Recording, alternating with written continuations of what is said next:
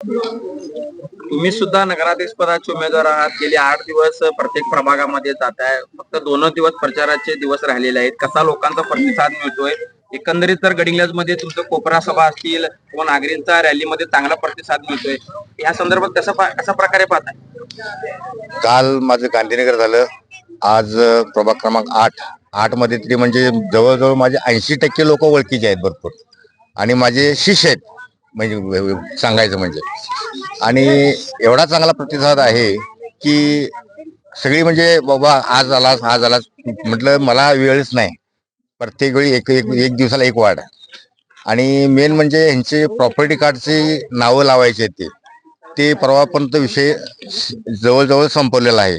आणि महायुतीमुळे चांगली म्हणजे युती झालेली आहे, आणि एवढी कामं होणार आपली, आणि निधी पण चांगला येणार बऱ्यापैकी.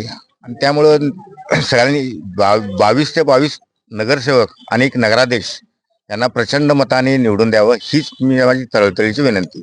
आपण कमी बोलतोय पण काम करून दाखवतो.